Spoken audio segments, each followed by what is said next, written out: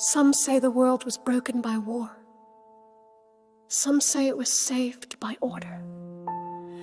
But what if both are lies, told by those too afraid of what truth might do, if we ever remembered how to dream? There was once a sea without borders, a sky without names, a people who built without fear, not towers but trust. They sailed not to conquer but to listen. Their maps didn't divide, they invited, and in the heart of it all lived a boy who laughed louder than kings. He wore no title, he gave no decree. He simply asked, can joy be enough to rule the world? But joy has enemies, not of flesh, but of fear. And far above the clouds, where thrones are carved in stone and gilt, 20 names signed a silence into law, a silence so deep it swallowed a century whole. They didn't just kill a kingdom, they carved it out of memory, and where it once stood, they raised walls so tall, even the truth forgot how to climb. They said, no man may sit on this throne. But perhaps it wasn't built to be sat on. Perhaps it was built to remind the world that someone once stood too tall for chains.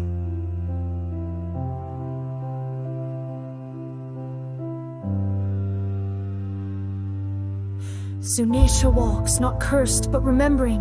Fishman Island waits, not asleep, but patient.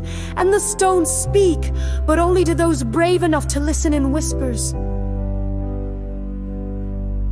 It was a letter sent across the centuries, carried not by bird, but by belief. Queen Lily's final act was not escape, but defiance.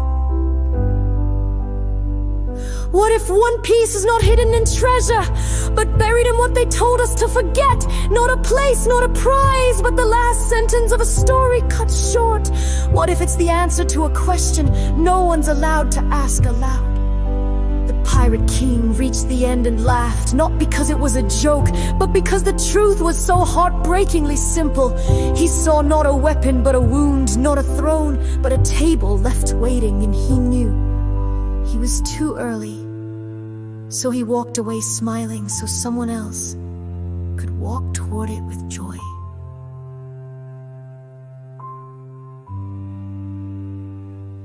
And now comes another boy, not with maps, not with armies, but with a hunger that has nothing to do with food. Luffy doesn't seek a crown, he seeks a world where no one has to kneel just to live.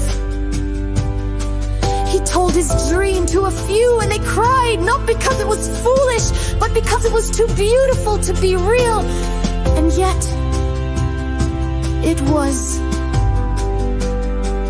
What if one piece is the feast Joy Boy never got to host?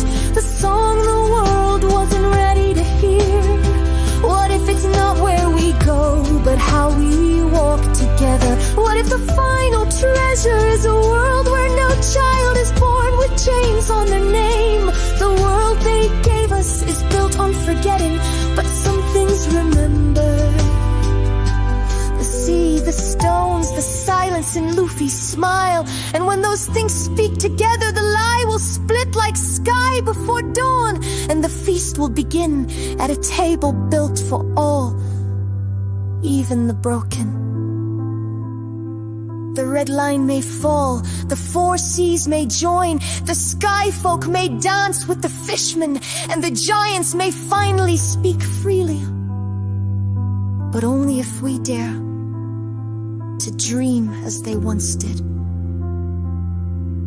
What if one piece isn't something to hold, but something we become when we no longer fear each other?